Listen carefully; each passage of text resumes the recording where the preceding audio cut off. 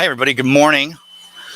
I'm not sure how all this is going to go out. I'm going to try to share the show as much as I can, and sometimes I can't. I can't share to enough platforms, so please share the show. Cool thing, I'll mention this later because I always know that sometimes it takes a few minutes for everyone to kind of jump in and join. So I was down at Cassis there on the waterfront, did a Facebook post, got a nice coffee, triple shot of it's a latte, but so they said it's triple shot. They promised it would get an old man like me moving. And I apologize for the shot. It's just, hey, it's just Discovery. I'm using the ticker at the bottom. I'm going with a back shot. Of course, I'm down here at the world famous Ferg Sports Bar and Grill, down here on Central Avenue, just below 16th Street in the Edge District of St. Petersburg. And talk.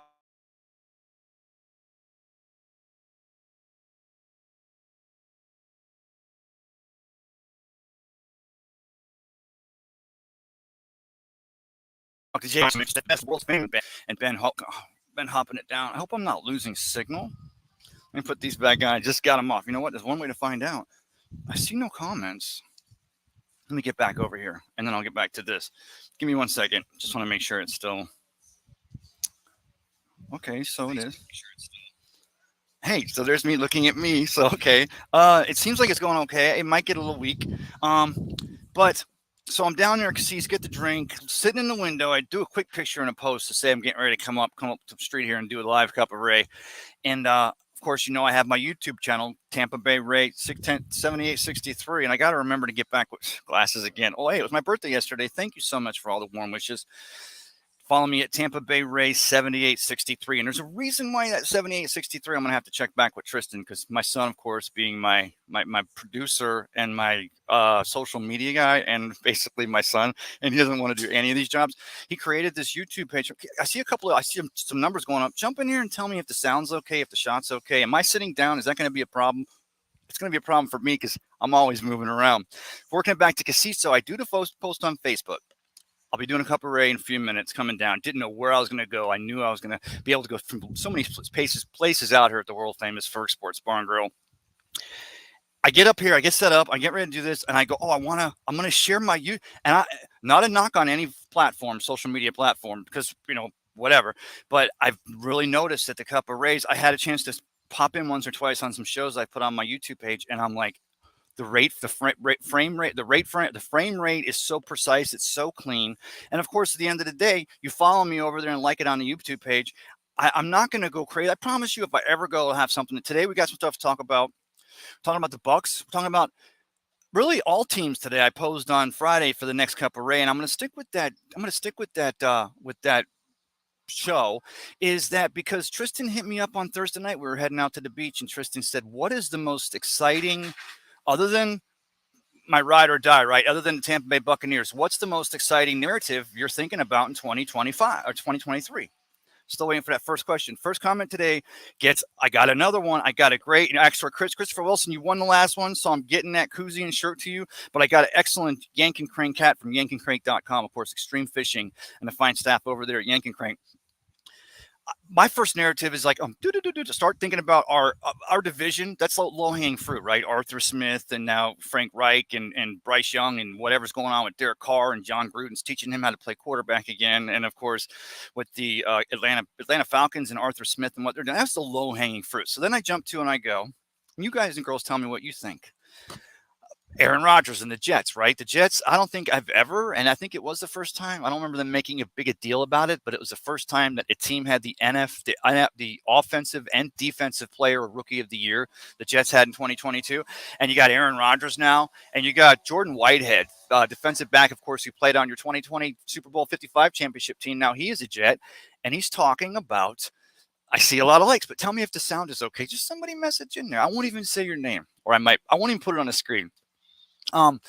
Okay, so that's something, and I've made the thing where we could go, Aaron Rodgers, great quarterback, Hall of Fame quarterback. Of course, he was in Green Bay for 72 years. The difference he's going to make to that Robert Saleh defensive-minded team, and they're going to. But remember the division they play in. Of course, the Patriots. What's going on there, and of course the Buffalo Bills, which seem to be at least the third team now. I think the Chiefs, Bengals, and then the Bills, but the Bills and what they should be able to do if Sean McDermott can seem to, as they have the problem with Diggs, but if Sean McDermott, Ben, Ben, do me a favor. I message me on my phone. You want to come in here? I know we've got a time difference, but I started the show so late today. Usually I don't even try on a Sunday morning. I'd love to talk to you, Ben. Thanks for that. Thanks for letting me know the sound is good. So, but then all of a sudden now I'm thinking because I wanted to see the Detroit Lions again. I'd like to see the Detroit Lions consecutive years, and of course, thank goodness it's not the Buccaneers on Hard Knocks, just because of the experience, of course, the Buccaneers had back in 15 or no 17, but or was it 18? Somebody tell me. Tell you what, I'll start it on the other side. God, my openings, I've really got to work on that, but I do want to get the share show, try to get some people in here. I want to know what of all the NFL narratives in 2023, from the AFC West to the NFC South, from the AFC North to the NFC West, anywhere across this 32-team National Football League, what's a narrative that maybe we're not keeping our eyes on, but you're thinking to yourself as a fan of football, that's one that I'm interested in looking at. Of course, at the end of the day, you're always going to have your first love, and it may not be the Buccaneers. This isn't just all a Buccaneer platform, although kind of mostly is. But so that's what we're talking about here on A Cup of Rant Sunday morning. I'll see you guys on the other side. See if I can get to.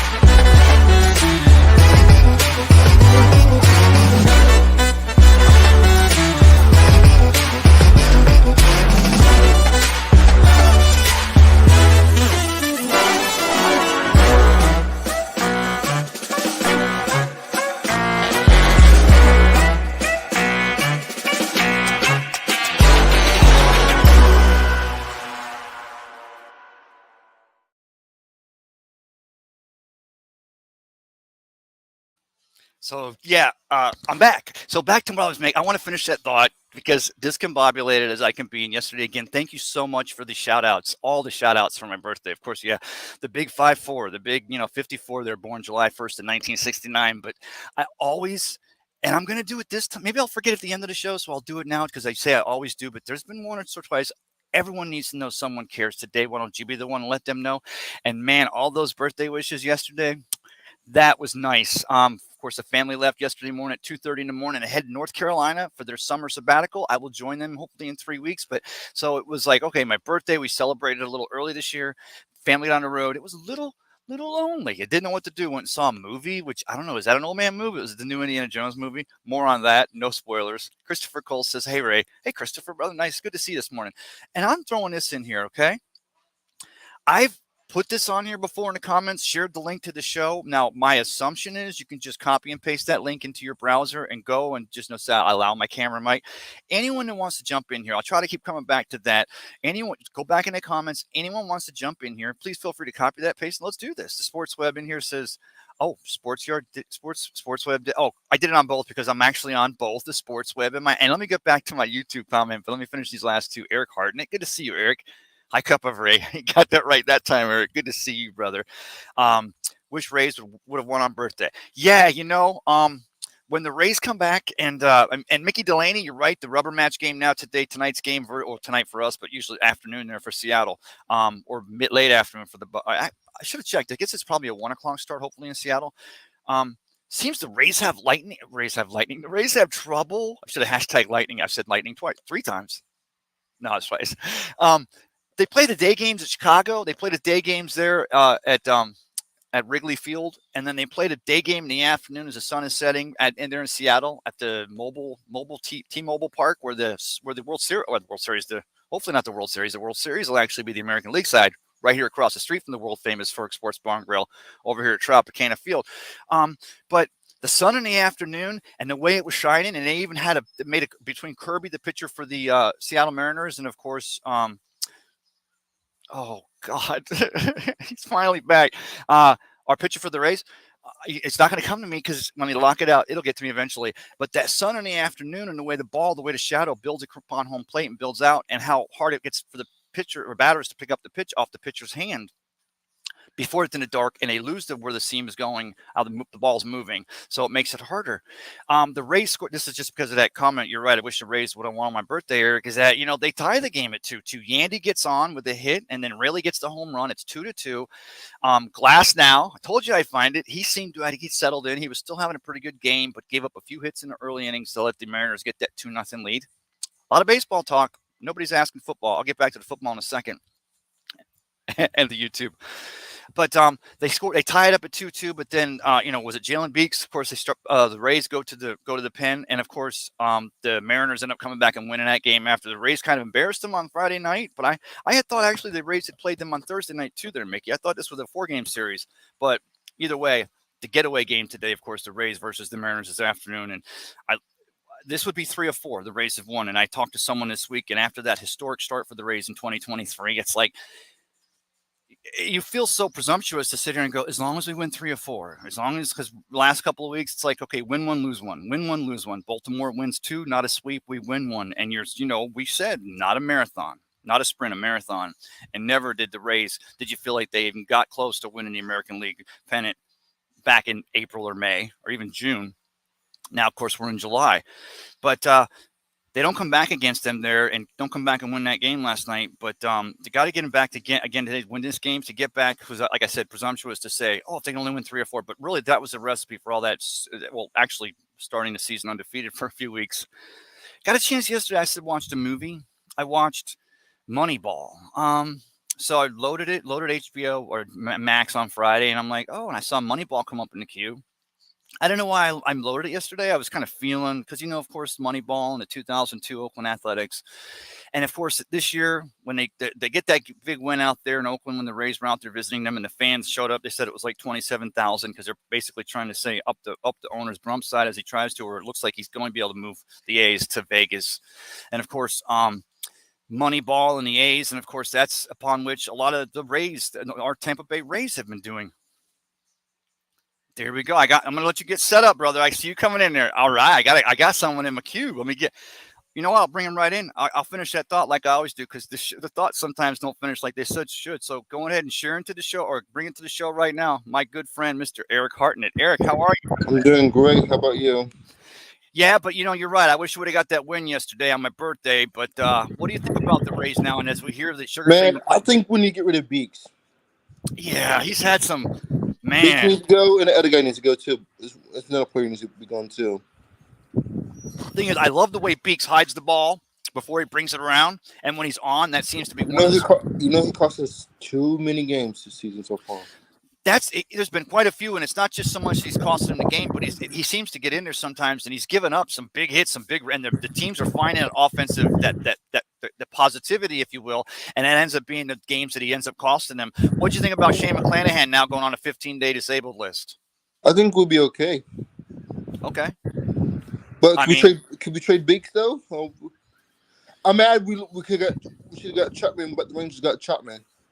Right. Well, here's the thing I got to ask you about that, Eric, and that is, let me check my volume. Sorry, brother. Did that put them over the hump for the Texas Rangers? That definitely, yeah. I mean, it could, but let me ask you this. You think the Rays could trade? I'm not trying to put you on the spot. Is that really, can you hear the wind out here, though, sometimes coming across on there? Yeah, I do, sometimes. Is it enough that it bothers you? I don't want to make sure. No, it doesn't bother me. It's good. All right, brother. Let me just, since I got you in here, Eric, I'm going to skip your last. I got a comment in here now from Mr. Jay Garrison, of course, said happy birthday, Ray. And Eric, I want to thank you for them happy birthday thoughts yesterday, brother. You're welcome. Let me ask you about the NFL, because I sold this show as that I wanted to talk about this, and we know the usual, but taking anything into account, besides the Buccaneers in 2023, what team is Eric Hartnett looking at and looking like, is that going to be a story you want to follow from afar? Maybe the Jets. Yeah. Jets. Yeah. How about Sean Payton now? And he goes out to Denver, and we're just glad he's no longer in the NFC South coaching the Saints. You think he's going to help Russell Wilson find some success this year in that division? So. Okay.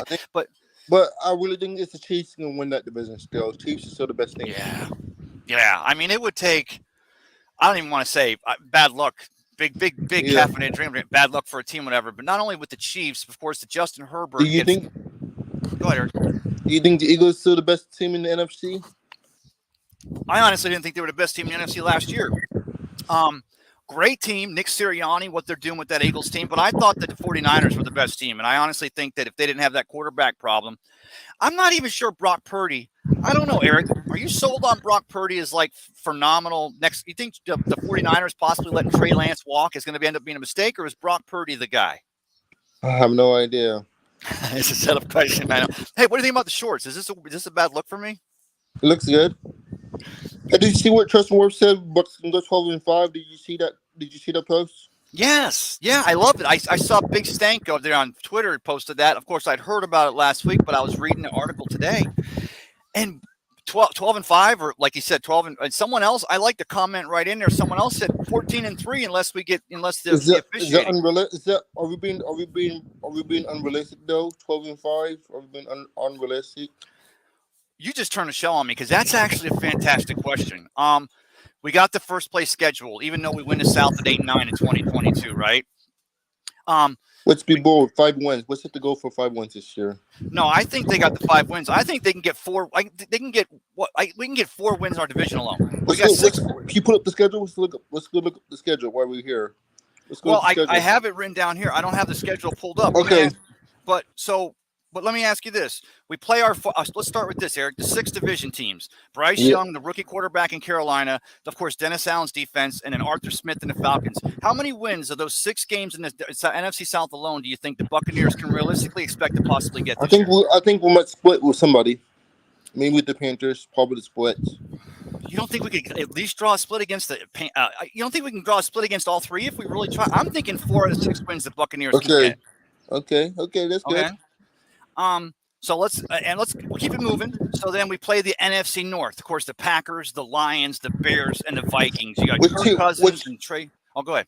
Which team scares you the most out of the NFC North? Maybe the Lions scare you the most? Lions physical team, because that's always a hard thing. Remember when the Buccaneers played in the NFC Central? Yeah. Now the NFC North, it was always a physical game, right? Yep.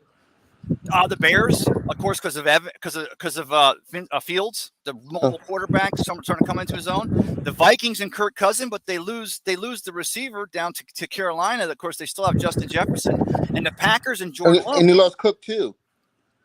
Yeah, they lost Cook too. I think.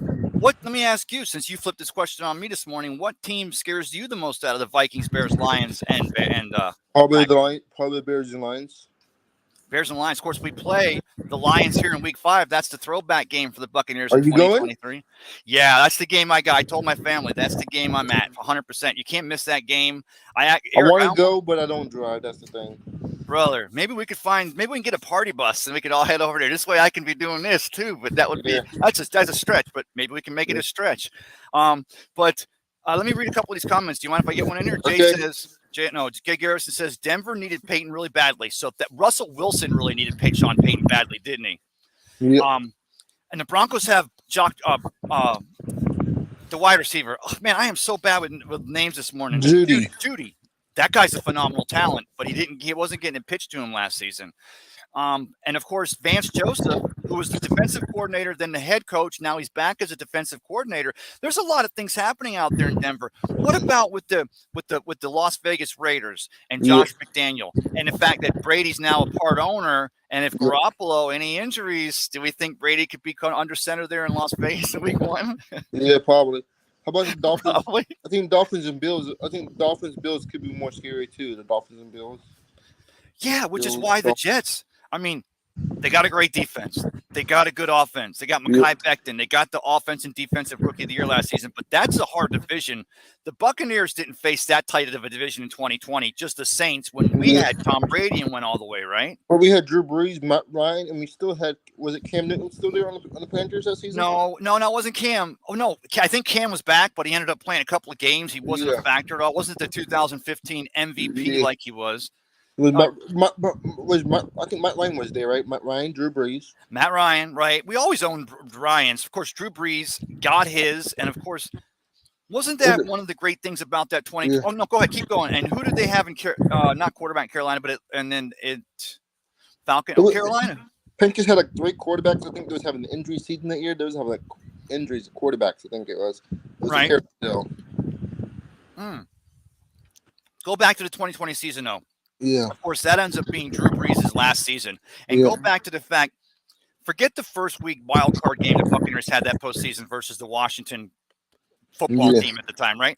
Yeah. That game where we go into New Orleans and beat them, Drew Brees' last game, as we win that divisional playoff game to go to the championship game.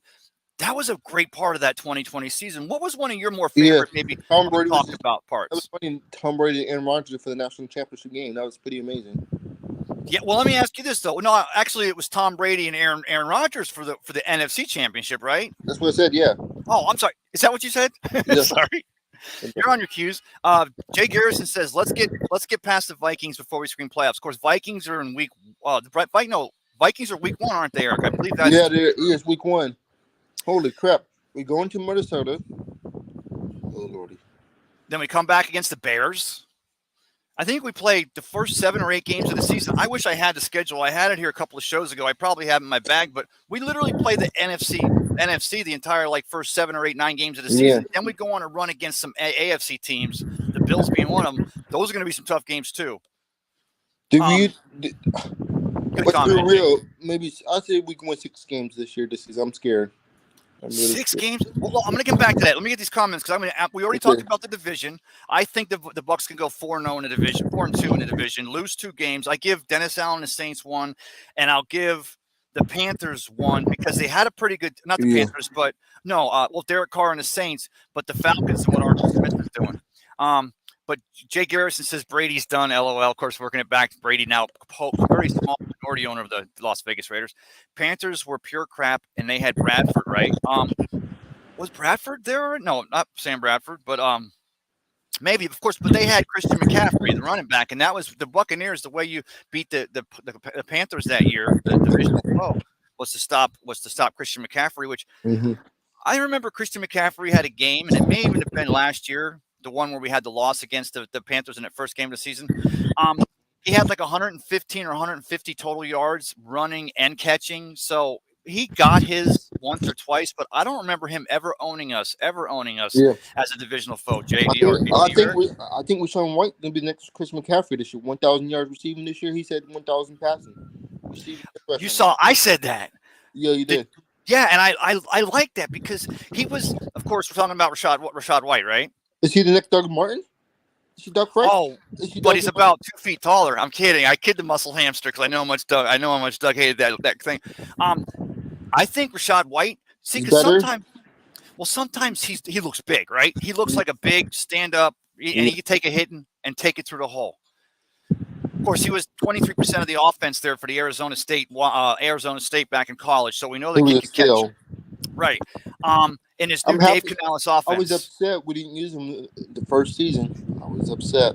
Well, Fournette was still there, and of course, you're talking about the first season for the second year running back now, Rashad White. The first season, that offense was a dumpster fire. Yeah. Of course, you're starting to see some of these players coming out now. Who was it this week? Was it Mike Evans? I think Mike Evans didn't put him down, but he basically went back and alluded to how much real stuff was going on with this Buccaneers team in 2022, didn't he? Yep. And Mike Evans wants a big payday coming soon. Payday's coming. Okay, I'm going to ask you a question on that. Let me read this comment. Of course, Jay Garrison says it was Bridgewater and P.J. Walker, of course, in 2020. Good one, Jay. And I got a nice comment here from Michael Colwell. What's up, Ray? Haven't been able to watch these shows for a while, and I haven't commented on the Tampa Bay Bucks for a little while, but I kind of wanted to give you a little glimpse of what I think about the Tampa Bay Bucks this season. Love it, Michael.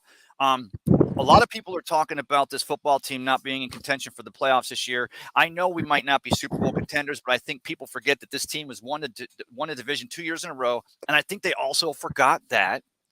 Get back to me on that, Michael. I think you ran out of characters, but yeah, I mean, if we don't make the playoff this year, is Todd Bowles' job is gone? Let me ask you this, Eric. Going into 2022, even before we knew Tom was going to take off half a training camp and had a lot of stuff going on, which he had to do his thing. Weren't the Buccaneers, if they were going to have success last season, wasn't it going to be relying upon Todd Bowles and his defensive style? This Buccaneers team, wasn't it going to be the defense that was going to help us succeed in 2022, and we didn't? Yeah, you're right. I'm taking you there for a reason, because in 2023, we have basically the same defense. The Shaq Barrett coming back healthy. We drafted more interior defensive linemen. Kalijah Kancey. I still love Joe Tryon-Shoyinka. This team is a playoff team, and I think wins the division for the third year in a row. Yeah. Did we trade Devin White if we're falling apart? Did we trade Devin White if we? Did we trade Devin White if we're not in playoff contention? You asked the hardest questions, Eric, and I love you for it, brother, because you posed this question to me a couple of weeks or almost a month back about, do we trade Devin White before the season even starts? That's tough, right? If he's not happy here, I think we should just trade him. And here's the thing. Roquan Smith goes off to Brez in 2022, and I think that's what basically, Devin White's trying to do. He's trying to play that scenario out because he saw Devin get that $100 million contract. Yeah. But I don't think Devin White ever becomes a problem with this team. Do you think anything in the heart you've seen from this former LSU Tiger, Eric, would lead you to believe that he would ever do anything to hurt the team? I don't know. Right? I don't know. I don't see him that way. And even if his agent's talking about, look, you're going to get that bag, but you got to be a D-bag for a few months. I don't see him doing that. If he wanted to go to Philly this offseason, why we did not ship him out to Philly? If he wanted to go to Philly this offseason, why we didn't ship him out? Dude, but you tell me how Philadelphia, how they're even how are they going to afford that Devin White contract? We could have had two top 10. Could have got a first one pick, but they had two top 10 picks. The rich get richer, my friend, 100%. Let me go back here. I'm going to get these comments. Keep going. Okay. Hold on a second, Eric. Christopher, and by the way, follow me. I'm putting it on there. Eric, if you're not already, follow me on YouTube and subscribe to the channel, because the frame rate is so much better, and your pretty face will look so much better as well. Christopher Cole says Rays need more experience in the bullpen and not those young players with no experience in high leverage situations. Eric, you alluded to that when you talked about that with Beeks. I want Beeks gone. And the thing is, as they go for Zach Eflin, the largest free agent contract in the history of this Rays team, and we have this pitching staff, we've got. Randy Razor better get re-signed this coming season. Yes. Jerry needs to get re-signed. Who else needs to get re-signed? Brandon Lowe, I think he might need to be gone. I think Shane McClanahan, he's not going to get his next contract here. I love Shane. Goes on a 15-day disabled list with the Rays announced today, but he's going to get bagged that the Rays are not going to have to give. I think that's true. Brandon Lowe, I think he might be gone. We should trade him, trade Beeks, Brandon Lowe, maybe a couple prospects and some draft capital, and get yourself an elite pitcher, an elite batter. It's a shame the Rays wouldn't have thought about trading Brandon Lau about the first month of the season if they were looking to move the young kid, because they would have gotten a lot more value from him now. Of course, he's been struggling and been a little injured. So I think that would have got us maybe Mark Trout, maybe. Should we trade for an elite batter? See, now you're just spitting Peter Blake's narrative, and I'm not going to talk to you on that. No, I'm kidding. I know. Yeah, I mean, would you all? If we want to go all in this year, win the World Series, you have to trade for some elite players. Yeah. You have to go all in like the Dodgers did. If you want to be, do you want to be the Dodgers? Do you want to be the Braves? Oh, would I love to be the Dodgers? They got one of the largest contracts in all of baseball, but that LA market, Eric, is so much bigger. Now I know the Braves too. Let me get back here. Keep going these comments real quick. Hold on a second, Eric. Jay Garrison says, Mike Evans says he's eyeing Jerry Rice's records, but I don't think anyone will ever break all of Rice's records. Of course, the one he's aiming at, though, is that 10th year, that 10th 1,000-yard season, and that, of course, is right within the grasp of Mike Evans, is it not, Eric? Will he get it with Baker Mayfield? That's the thing. No, because he's going to get it with Kyle Trask. I'm kidding. I can't stop now, Eric. You know I got to keep that one going, that narrative. It's a joke. Jay Garrison says the 2022 defense kept us in more games than the offense did. There was just no fire on that offense. And Eric, can I just drop a little knowledge from from my cup of Ray on you? Yeah. If the Buccaneers offense would have been able to get averaged 1.6 more first downs per drive, because there was a lot of 3 and outs. There was a lot of turnovers, more 3 and outs. But if the Buccaneers, actually that was the other guy. Other guy's offense. Who?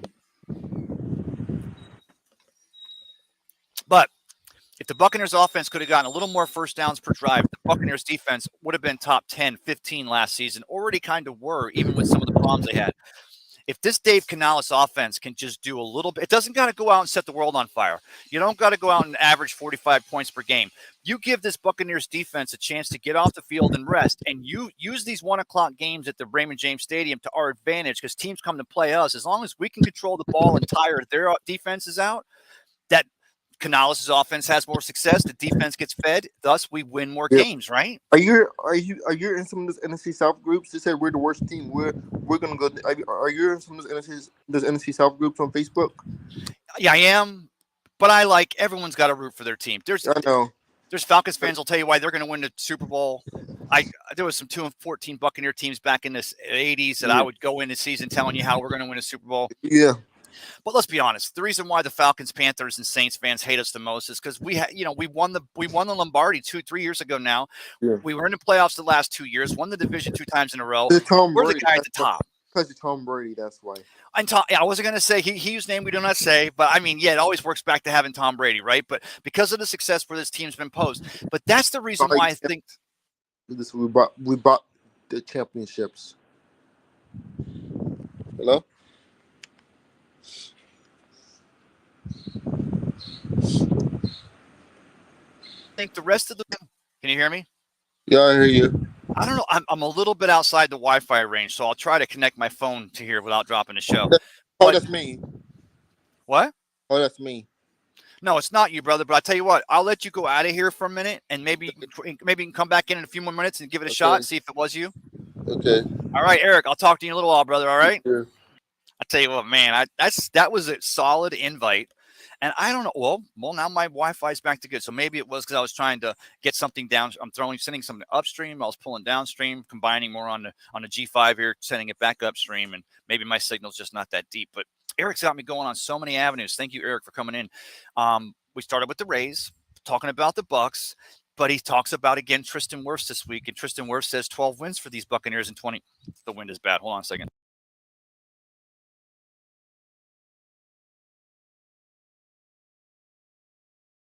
But I had to set up here because I don't know if y'all have noticed, but it's July 2nd, and anywhere in the southwestern United States, southeastern United States going up, it's hot. It's still nice down here. I'm sitting out here on one of the party avenues on a side of Ferg's, the world-famous Ferg Sports Bar and Grill, out here on Central Avenue, just below 16th Street in the Edge. I screwed it up. I hit it right at the top of the show. Y'all can go back and watch it. Follow me on YouTube, please. Subscribe to my page. The numbers have been going up. I'm at 14. And that's because I've only sold it one time, and I keep forgetting. And the frame rate's so much better, and the video is so much crisper, and you'll never miss a show. I'm not going to do like I do on Facebook, do a picture of me, running naked on a quad, doing a strip, running, doing a streak. But I will try to always drop a show, and shows are about us talking. So I love that we can get to that area where we can get together, and not going to bother y'all. I'll keep it down low. Only when I got a great show. Maybe today's isn't a great show. Maybe it is. Maybe we talk about something that gets you guys commenting, you guys and girls here. Happy July 2nd again. Thanks everybody for those warm birthday wishes yesterday. I got to find my comments. And then this way. Okay, go back up here.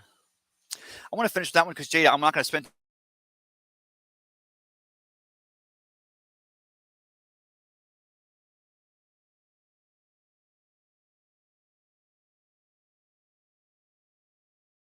too much. I apologize for that. There was just no fire in that offense. There was not. And I'm going to read this one before I lose my Wi-Fi. Michael Colwell says, just saying, I know Derek Carr is the best quarterback in the NFC South. Fair enough. The rookie Bryce Young and Cal Ritter there in Atlanta. And that's, wow. I think you just reverse argued me there because honestly, Michael, I think that just on his five-year career for Baker Mayfield, that alone actually says that the best quarterback is actually on the Buccaneers in the NFC South. And the irony is, it's a true quarterback competition. But I think half the world's already anointed Baker. And I myself have said, if Baker wins that quarterback competition, Bucs fans are no. I always look for that saying, but we're not disappointed. I think that Baker Mayfield's actually the best quarterback in the NFC South, but Derek Carr, Gruden steps back there to the chagrin of the National Football League and what's going on still with that. When he coached Derek Carr and the Raiders, and he's helping him out on offense, and we know Dennis Allen's defense always plays strong. But let me finish the comment. I apologize for that. You guys and girls jump in here with what NFL team are you kind of the narrative? Again, we said Sean Payton out there in Denver. Pete Carroll, Seahawks. Maybe with little Kyler, and what's going on with Colt McCoy there in the Arizona Cardinals. Maybe it's a team that you followed as a kid. Brian Daboll and his New York Giants, and they bring back Danny Dimes, and then Saquon, will he get the contract? And what are they doing in the NFC East?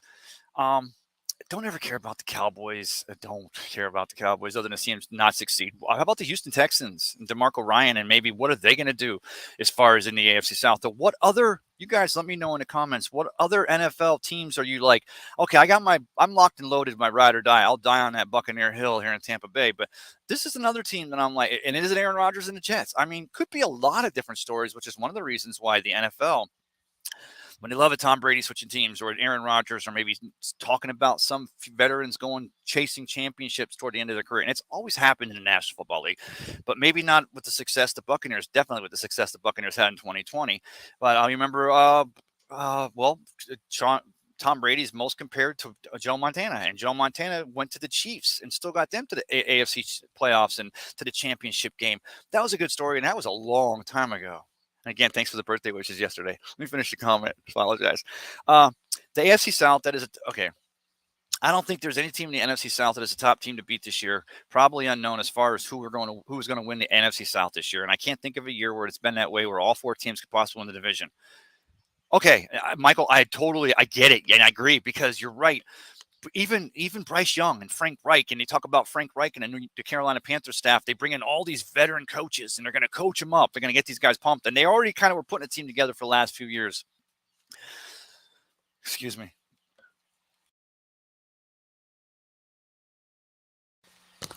And in Atlanta, Arthur Smith and Kyle Pitts and Drake London and that defense, as they basically stole like 4 or 5 staff from the Dennis Allen New Orleans Saints defensive staff to go there to Atlanta.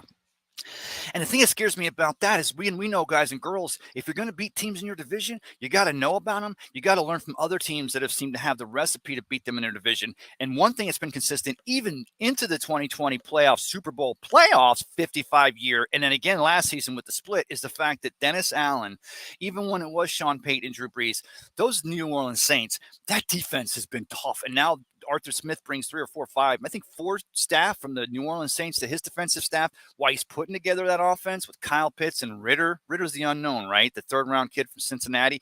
But now he's in that offense 2 years.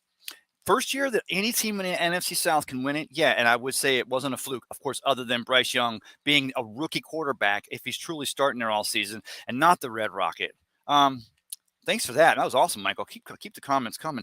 Jay Garrison says Devin White is fine. He isn't unhappy. He just wants that payday. Yeah, wants that bag. And I said that. I don't think Roquan Smith was that kind of guy. But I definitely don't. I think that there's going to come a time and a place with Devin White, a come to Jesus meeting between Devin, his agents, and his representatives, and Jason Light and Coach Bowles. And they're going to go, look, okay, maybe I think it's already happened. 2023 season, we're locked and loaded. Regardless of what happens this year, we want to keep you here. And of course, going back to what TJ Reeves, the Buck sideline guy, said on Sports Web with Peter Blake, myself, and Harry the Greek a few years back, and the legend Leo Haggerty, name dropping like a song. This show might suck, but I can drop some names. And he talked about that's the MO for the Buccaneers, for a player to have that success. Talking about TJ Reeves, have that success, and then get that quarterback, and then Jason Light figures out a way. Because I think that even Levante's back, going to where the throwbacks they draft. They got some young players from Pittsburgh. They got some guys that could fill in at the off tackle linebacker position. It's not Devin White, not the talent. It's going to take a few years to get that out of them. And Levante David, of course, it's Levante, but so I think the Buccaneers would like to keep Devin White moving forward. But I think Buccaneer fans, let's go back to when Devin White was drafted. We were sitting right here, Peter Blake, myself, and Al Keck were sitting here on the deck at the world famous Ferg Sports Bar and Grill down here on Central Avenue, just below 16th Street in the Edge District. Yeah, I'm not going to get it right again. I'm at the world famous Ferg Sports Bar and Grill. Quick shout out for my guy Jay, because like I said, I stopped by early in the show, and before I did the show, I said, "Hey Jay, Ferg, is there anything I can mention?" I'm always wanting to tell people about the great things we have going on down here at the world famous Ferg Sports Bar and Grill. Ferg's Clubhouse, of course, the 19th hole clubhouse, 19th tee or the 19th hole clubhouse. They've got the upstairs, that entire room going out to the back and snaking down through the back of Ferg's. They've refurbed it and put in those golf simulators. Very beautiful golf. So you can play any course. You get groups of 4 or 6 in there. You got the table surrounding it. course, here in the summer, the greens fees go down on all of our golf courses because sometimes here in Florida, especially in daytime on the afternoons on the weekends, it's a little tough to be out there in the sun. We still have some brave souls to do it. Come down here, get up here into virtual simulator golf machines. And the reason why I'm talking about that up in the Fergs Clubhouse is because the grand opening is tomorrow night, July 3rd from 6 to 10 p.m. And of course, it'll be open all day. We have celebrations every day down here at the world famous Fergs Sports Bar and Grill, but all day July 4th. So even if you don't have a tee time, it's okay. It might be tough to get a tee time here up in Fergs Clubhouse this weekend on those virtual simulators, the golf simulators, but you can still come down and check it out. And I would pose being out here, got the fans blowing on me, all the street people walking down by the streets, walking the dogs, their coffees. It's a crisp, beautiful day down here in St. Petersburg in the Berg. JP Peterson, I see you. I got to do this. Let me get the comments before I did this. Love that. Keep the comments coming. Thank you, Jay. Oh God, I went too far again. I apologize. I should do it with my both hands. Hold on. Okay.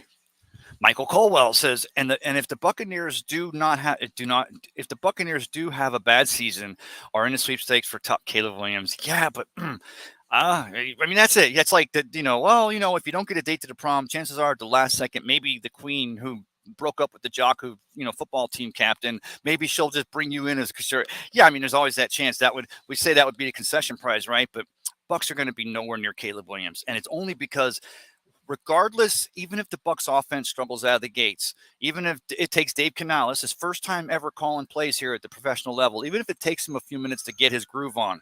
I love the fact that I heard someone the other day talking about that they've been out there. Maybe I think it was JC Allen of Pewter Report, and the offense, they're running more off-script offense. They're, instead of having a scripted like in the past, it's like we're going to do these 15 plays, we're going to go short, flat, long, flat, short. Get Mike fed, get Godwin fed. They're letting Dave Canales call real game simulation type plays to let him work on getting that flow, because it is his first time calling the plays. Of course, he's been a fantastically talented quarterbacks coach and offensive assistant with the Seattle Seahawks under Pete Carroll. Where was I going with this? Even if they struggle a little bit out of the gate, whichever quarterback you go with, or maybe one of the two in the future, if one of them goes in and ends up not being a guy, the other one does come in. I don't see that happening, but whichever quarterback the Buccaneers do decide to go with is going to be good enough that the Buccaneers are not going to be anywhere near the Caleb Williams prize in 20. Now, watch me, 13 months from now, I'm sitting there going, hey, we got Caleb Williams. It's going to be fantastic. It wouldn't be the first time the Buccaneers have drafted number one overall quarterback. Jay Garrison says, realistically, it could be the Bucs and the Falcons battling for last place in the South, but if the offense clicks, it'll be a different story. 100%, Jay, because they're still playing that Buccaneer-style defense. 100%. The offensive line, we got depth. I think the offensive line will be the biggest thing this year. As Tristan moves over to left tackle there, and we talked, this is what started this conversation. Tristan Wirfs coming out say this week that he sees no reason why the Buccaneers can't go 12-5. It wasn't 13-4. It was 12 wins. I think he might have said 12-4, but I think he meant 12-5. No, I think he said 12-5. But I don't see him battling for last place. I think that they don't even have Adam Thielen. He's the receiver that went to Carolina and left Minnesota. When we're working it back to when I said of the NFC North teams, let me ask this, because maybe I see a lot of numbers jumping in here last. Buccaneers, out of the three teams in our division, Saints, Falcons, and Panthers, out of the four teams in the NFC North who the Buccaneers play, and Bucs fans, we have a good knowledge of this because the Bucs played in the NFC Central for years, up until 2002 when we jumped to the NFC South. But of those four teams, the Packers, the Vikings, the Lions, and the Bears, which of those games are Bucs fans are you most excited for? Are you most worried about? Maybe it's all of them. Share them with the comments. Let's talk about it. Jay Garrison says, you saw that Shaq Barrett and his wife Jordana are expecting a brand new baby. God bless the Barrett family and what they've went through, and our thoughts and prayers still will always be out there, because that's just something. But fantastic to hear their experience, and of course, let's hope that Shaq comes back and that knee is good to go. That is going to be huge for this Todd Bowles defense in 2023. Christopher Cole says Coach C said that they're going to use analytics more. Man, Christopher, you sure know how to take the fun out of a party. I kid. I can sit back on this mother. No, I can't reach my keyboard. Analytics, because whereas the thing is, I'll go. Good comment, Christopher, but I won't go there because I feel like I'd be tripping over my tongue more. Maybe someone else has something to say about that. Jay Garrison says, Jets, Saints, Bucs, Jags, Dolphins, Texans, and Lions will be your big stories this weekend. So let's go. I'll go right through here, Jay. Aaron Rodgers, Derek Carr, and John Gruden coaching Derek Carr on the offense. Buccaneers, obvious reasons. Jaguars, Trevor Lawrence, what they're continuing to do.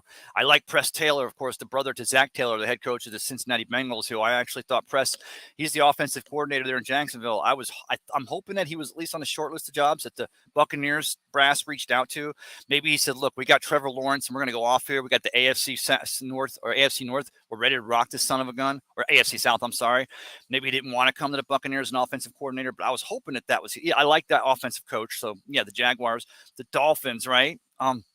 Yeah, I mean, Waddle and Tyreek and that defense, and still they play in that tough AFC East division. So good stuff. Texans, of course, we're looking to see what DeMarco. We want to see what DeMarco does. Ryan's the former defensive coordinator for the 49ers, who I said was the best team in the NFC last season. Eric was saying he thought it was the Philadelphia Eagles. What do you guys and girls think? But yeah, Dolphins or Texans, and then Lions, which I say put them on Hard Knocks 2 years in a row. If Dan Campbell, of course, Aaron Glenn, they don't have Deuce Staley as the offensive coordinator. That was one of the great things last season, was when you had Deuce and then Aaron Glenn running the defense and the offense. They were button heads, just talking smack, and you were like, oh, that's kind of a cool narrative. And yeah, good one, Jay. Maybe you could share some of the reasons why you think. Michael, I think the New York Jets will be a good football team, but at the same time, there's too many good teams in the AFC for me to first see Aaron Rodgers to even make it to at least the AFC Championship game. That's a lot of knowledge, Mike. I totally agree.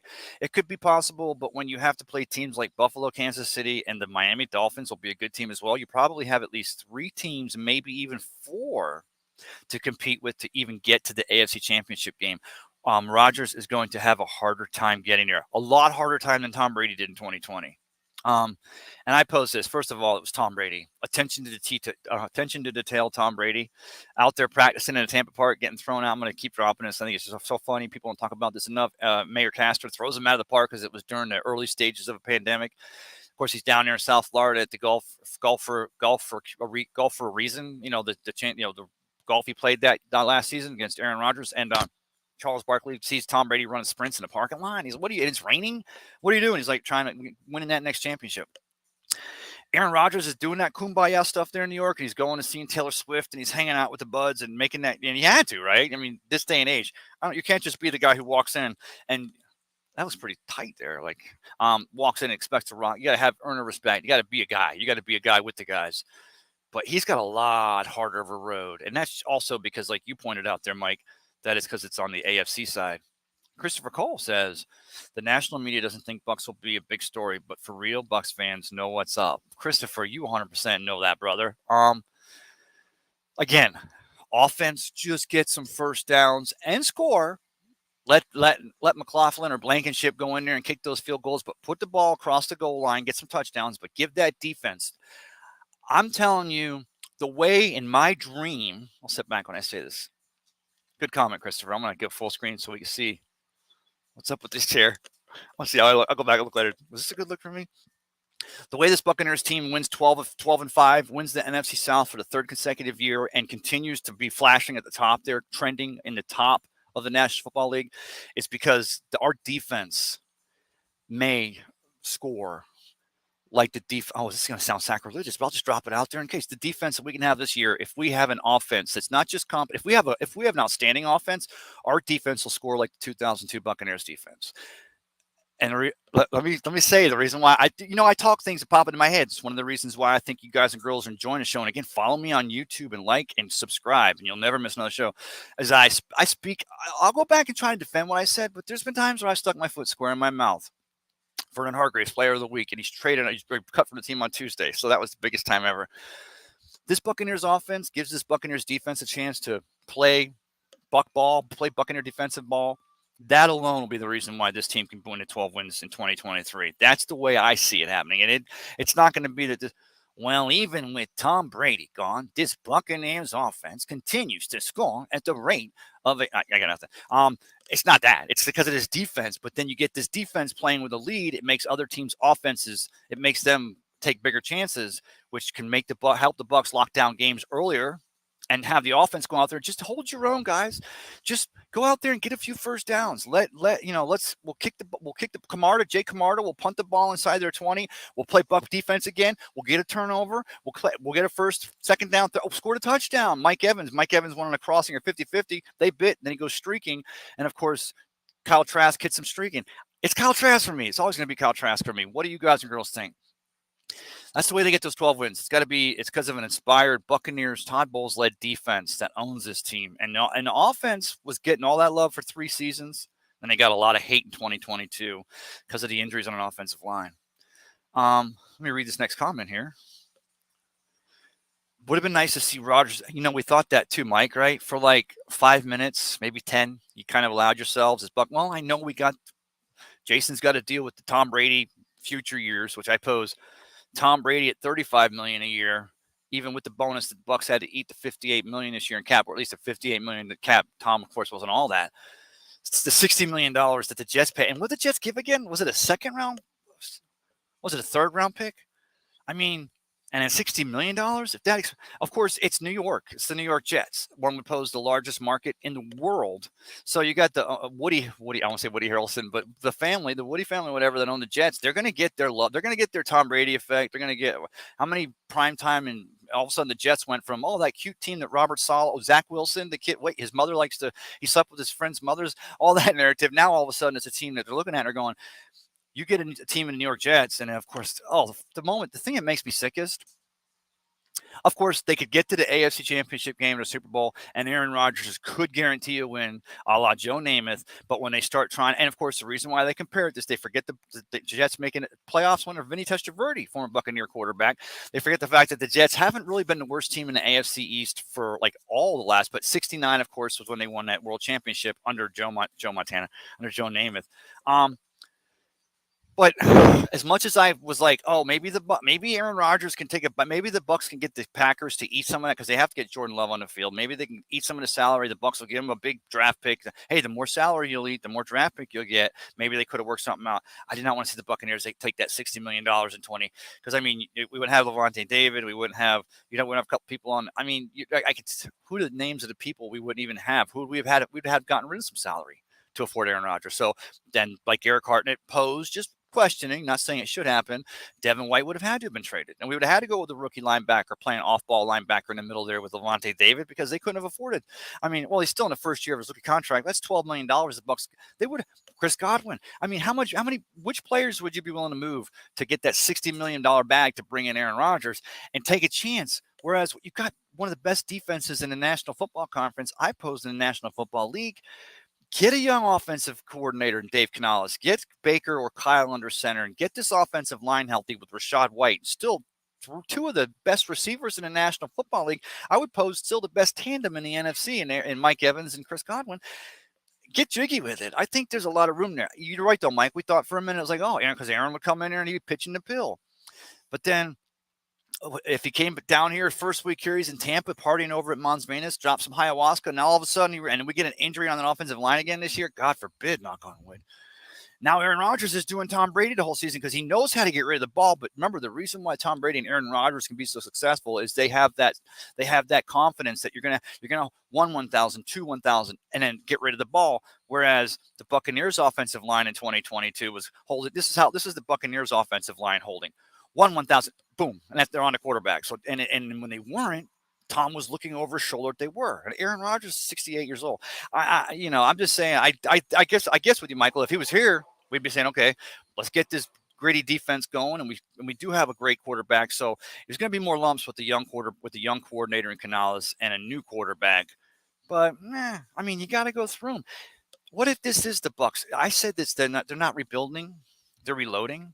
And I'm going to get to you, J.P. Peterson, in a minute, so don't you go anywhere.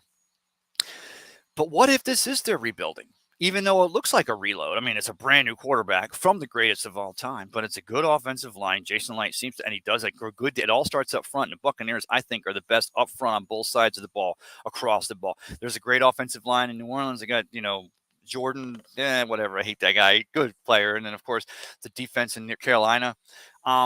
I think from left tackle to right tackle, from outside linebacker to outside linebacker, and that's not taking into account Levante and Devin White. Let me flip them around.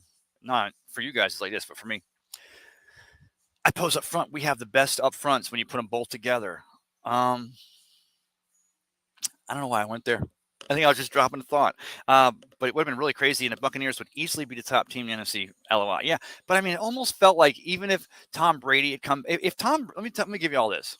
it's still Tom Brady. So they're still going to put a couple of romantic, we're playing again against the, 49ers or what have you. Just going to work that romantic angle.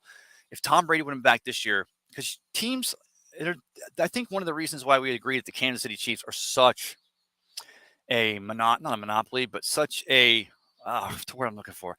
The New England Patriots, a dynasty. The Kansas City Chiefs and Andy Reid, a dynasty, and Patrick Mahomes is because they've shown sustained year in, year out that they are just going to do it. And I think that's just the only difference between your upper echelon teams forever and then your middle of the pack teams, and of course your lower teams, which the Bucks used to be in Cobra House.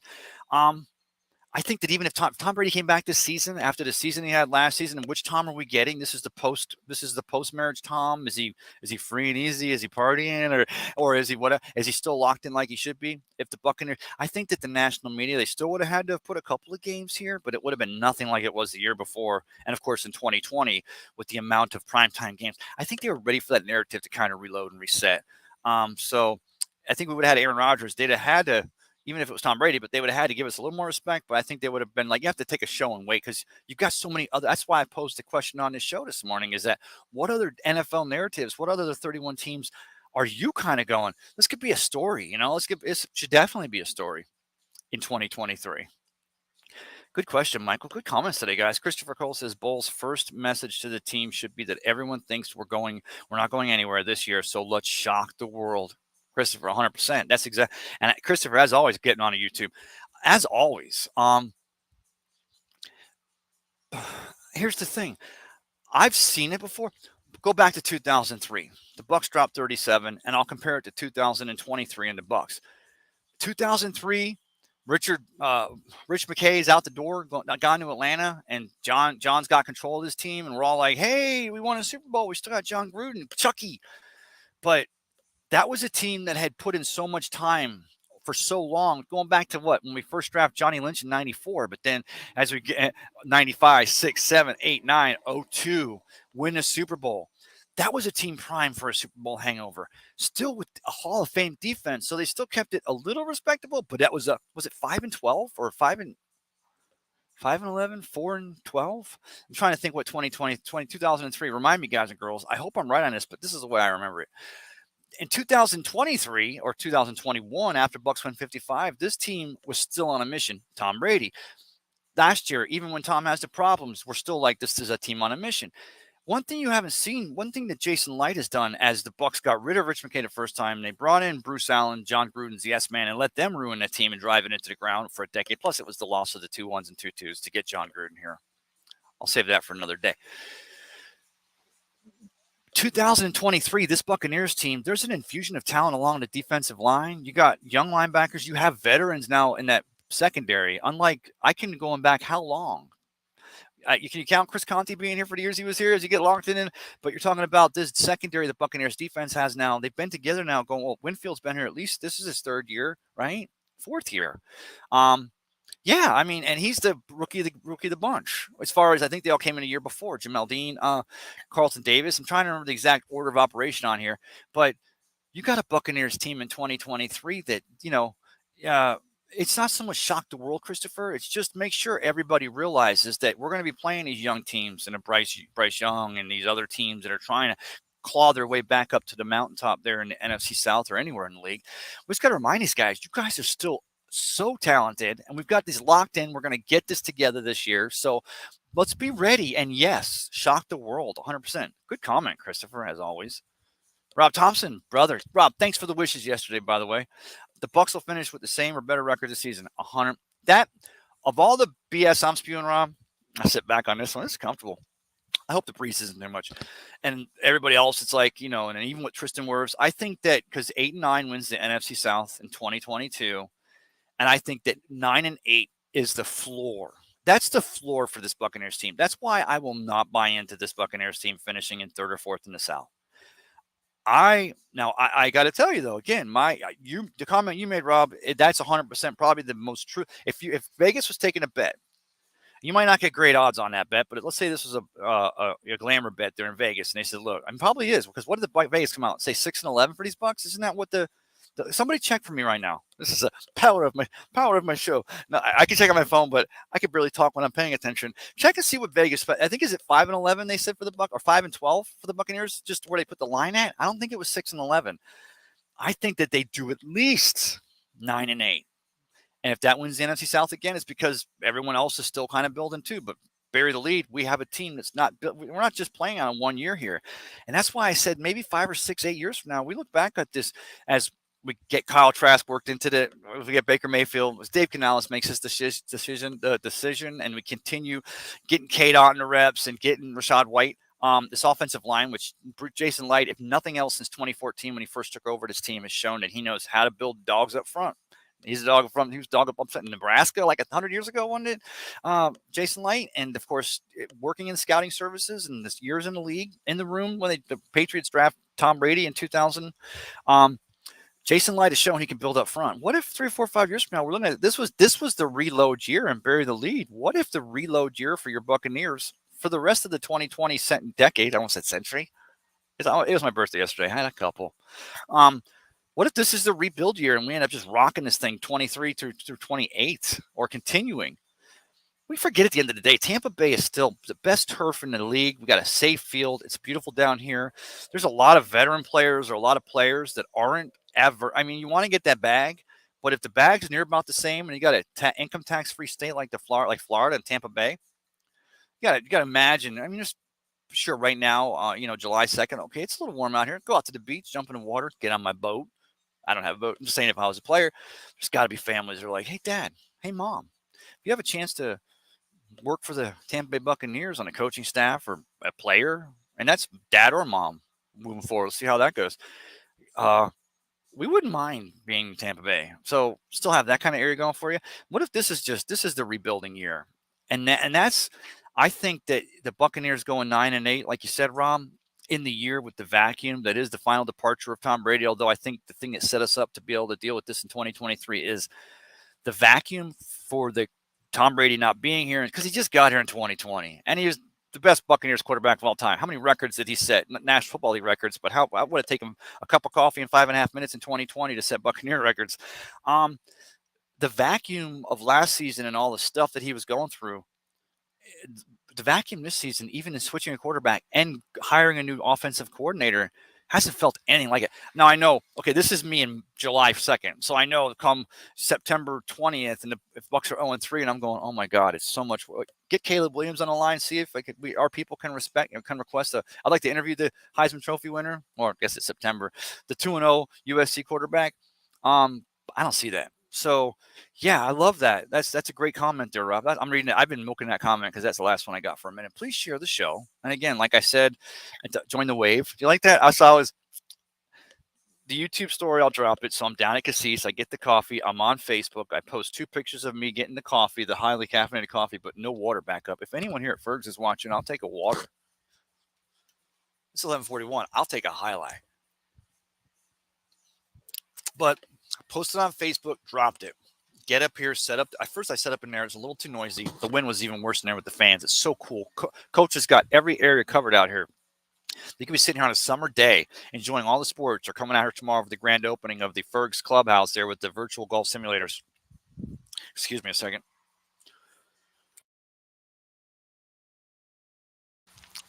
Requesting that highlight, please, guys.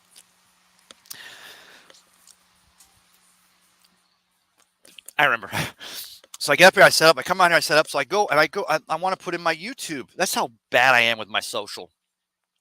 My YouTube page, Tampa Bay Ray 786 at Tampa Bay Ray 7863. Tristan, my son. That's why I really love y'all. I appreciate you going and following it and trying to show Tristan. I mean, Tristan's so much leaps and bounds smarter when it comes to social media than I am.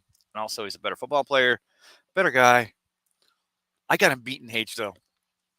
He'll get excited when he sees the follower numbers going up, and we're able to track that, and we're able to do that algorithm to see what's going on as we get more and more followers. And like I post, I'll never go on YouTube, and I try not to go on Facebook, although that's more us, right? Friends, family. That's more where we check in with each other as well. And I don't, anything I put on there, I feel like is this something I would shoot, bro? Wait, I've had 7 beers. Maybe I wouldn't, but share on YouTube, and you'll never miss a show. And I promise you, I'll make sure this will be the level. This will be the basement level for talent for a show. I promise you. Other than just talking about Buccaneers teams that we're looking most forward to or worried about playing in 2023, this will be the base. But I go on my Twitter or my YouTube page on my phone, and I go to my page, and there's a post on my YouTube page. It was 10:05. I was 9:41. I was down there getting that coffee at Cassis.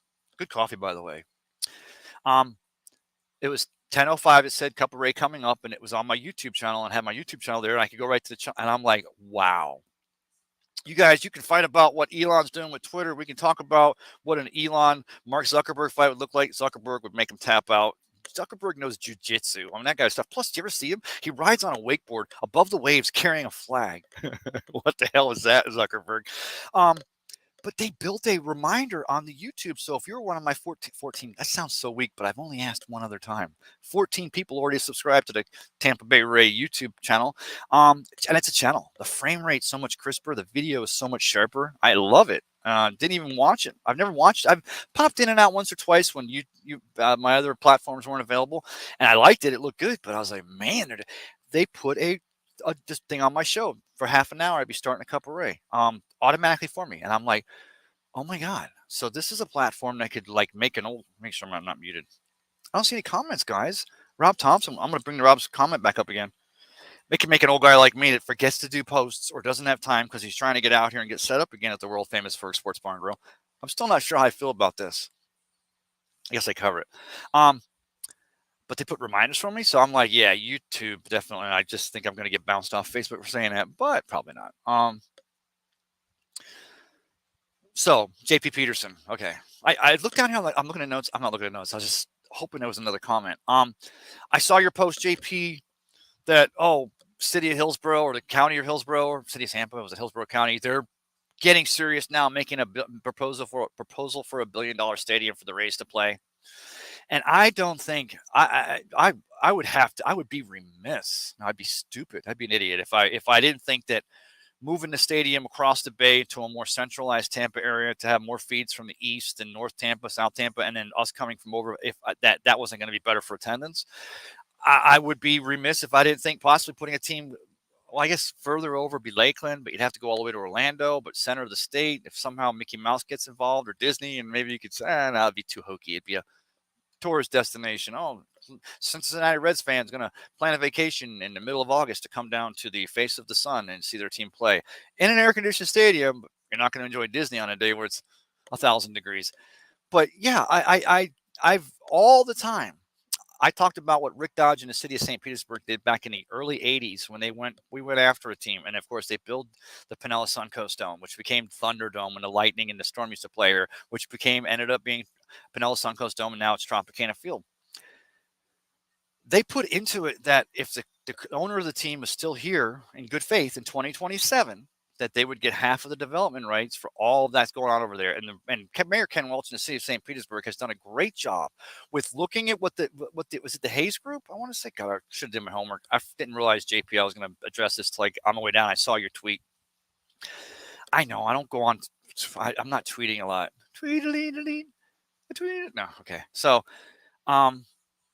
they built the infrastructure to say if the team is still here, they'll 80 acres across the street, which I would propose as I'm looking across the street at that new condo and across the street and townhouses up. I drove Kathleen and I down here for our 23rd wedding anniversary last Saturday. Had a great, I'm going to do a shout out to the people at Stillwater's down there on Beach Drive. It was so awesome. Okay. I don't think there's any more comments. Yeah, there is. Rob's got another one. So I'll get back to that in a second. I thought I was having with JP as I'm tearing him a new one. Rob Thompson says downtown St. Pete missed their chance, or did they? No, they didn't, right? So they've got it built in, Rob, that if the team stays here, there's a way the city of St. Petersburg is able to go. Baseball belongs here since Mayor Al Lang in 1918 first originally proposed that the St. Louis Browns or the St. Louis Cardinals and the New York Yankees will come down here. Historically, St. Petersburg has been the stuff for over 105 years, since 1918. We put into place to plan to build the stadium. They end up building the stadium, and then they get a team to come here. And Rick Dodge, the city manager at that time, and all the brass at City Hall there, they said, look, if the team is still here in 2027, as it's going to probably get better. Back then, the only buildings down here in St. Pete was Moss Brothers, and they closed at 6 p.m. on Friday. They weren't even open on the weekends. And of course, we'd go to the Bayfront to see the circus every year. And you had Al Langport, of course, Al Ang Airport and the Bayfront Medical Center. But there's nothing down here. But they said, look, in 2027, this place is going to be a booming. But you know what? In 2023, this place is a booming. So 88 acres across the street, taking into account everything that's available at a 50% rate for the owner of the Rays. That makes it, for Stu Sternberg, what Tampa has to do. And this is what I'm working back to what JP says, because I 100% believe, JP, that there are powers that be that have said that it can get done. There's always every city, no matter what the size. This isn't the sleepy little sister city, Pinellas County, or the city of St. Petersburg that it was back in the 80s. Let's be honest. You come to Florida, you move here, maybe you work in Tampa because they got more stuff, and there's beautiful areas of Tampa. Don't get me wrong, I love Tampa. I got a lot of friends that live up in North Tampa, some beautiful neighborhoods all over the place. But this is a place to come. We got it going crazy right now. And so they said that the owner of the Rays team in 2023 would get 50% of the development of all 88 acres. And that's a pretty big, if you're a squirrel, that's a nut you want. That's a bag. Got more comments. But the city of Tampa is going to have to come large and in charge. They're going to have to pass some tax rates. They're going to have to do some tourism rates. Maybe they could tax the planes landing and taking off at TIA, and they could find a way to put $1 billion stadium. But if the Rays go across the bay, make no doubt about it. Maybe I'm wrong on this. Maybe Mayor Ken Welch, unless the city of Tampa will build a beautiful port, and I suppose the city of St. Petersburg may not even want to give any waterfront property, but if we had a port over here for a ferry service that gets to and from, and we don't want boats just going crazy, but if we had a way that we can get over and maybe near the airport and then get like transit to the stadiums and down to Channel Side and the Lightning and of course the Bucks, and if they want to do something like that, a hub, maybe the Mayor Ken Welch, the city of St. Petersburg will be like, okay, this is worth they're looking at building this ferry. This is just my own thinking. Maybe we're not going to. He's ain't going to get 50% of development rights. So Stu automatically, if the stadium is done in Tampa, Stu is saying bye-bye to everything there. There's no way that the city of St. Petersburg is not going to go, well, you guys kicked ass in 2023. You started off 14-0. I mean, you guys have been in the World Series 5 times. You win the World Series in 2023. We're just happy you're not going out of the state. So we're still going to let you take all the money from across the street there, and you guys can go across it. That's not going to happen. So the city of Tampa has to come up with a pricing plan and a way to build that $1 billion stadium, which I believe is doable. But then all that nut remains with come across the street there, just behind the world-famous Ferg Sports Bar and Grill, down here on Central Avenue, just below 16th Street in the Edge District of St. Petersburg. I just should have finished that one. I think that's the best one I've had today. That money stays here with the city of St. Pete. And I would pose, okay, I guess it's not like the city of St. Petersburg is going to get hurt. We're going to hurt because the reason why we built that stadium originally, long before baseball would even come here, build it and they will come, is because they wanted to be part of baseball, going back to the Al Lang and the history that goes back 100 now in 5 years. But if they're in Tampa, hey, they're still the Rays. We're still going to be coming over there. They've been the Tampa Bay Rays the entire time here. It just means the city of Tampa has to come up with all that nut, make Stu happy, and then the city of St. Petersburg just gets all that development over there. Remember, we're still trying to help a displaced people that were moved out of the gas plant district back in the early 80s when that stadium was first built. Then there was the soil samples. They found gas in the soil. They had to bring in, we went through a lot to get that stadium built. And it wasn't like we were doing it so that we hoped in 2023, when the Rays win the World Series, that they don't go to North Carolina. Vegas is out of the question now because the A's are there, that they stay here in Tampa. No, if they leave there, they go there. That's fine. But this right here, this is all here then. That's just the way that works. That's the reason why I always said there's a way a stadium gets built here in St. Petersburg and should. And when I say should, I'm sorry, Tampans. I'm sorry you'll have to come across that brand new Howard Franklin Bridge. It's going to be like, 72 lanes. Maybe they're talking about having a train on it and transit and figure out ways to get around down here. I'm sorry that you're going to run into the same traffic that we run into when we come down here on Interstate 275 off 375 to get here. And you guys have been coming across. You guys have been this season supporting this team, been coming across to Howard Franklin, been coming to a 640 game. You guys know that there's traffic's a thing. Ain't anything unlike the traffic that we see when we go across that bridge to watch the Bucks and the Lightning and possibly someday the Rays play. I get it. You're not going to get any sympathy from me. I already said I like Tampa. I like places in Tampa. As far as putting up a little bit of traffic, figuring out other ways to flow down here, or using the Sun Runner, which runs from 1st Avenue North and all the way down 1st Avenue South for free for another year. And it goes from the bay to the beach and from the beach to the bay. So if you don't want to come over here and get a hotel room on a late July, get a place for the kids, get a sitter, let the kids swim in the pool all day, and you and a wife jump on that free Sun Runner and come all the way down here, see a game, eat at one of the most fantastic restaurants in the most awesome, beautiful district of Pinellas County, and some would pose all of West Central Florida, stop at one of our breweries, which I know you guys all got that going on over in Tampa too. I'm just telling you, going back to the 80s, it was you guys against us. We were the step sibling. I'm not gonna cede that anymore. If it's a new stadium, then let's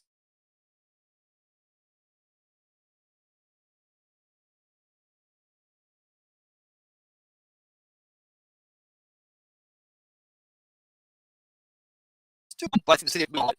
I should have connected to my phone, everybody. I would do it right now, except for at this point, I'm afraid that I lose the show and I don't want to have it go dead. Happy 4th of July weekend, Roger Shoot. Thank you, Roger.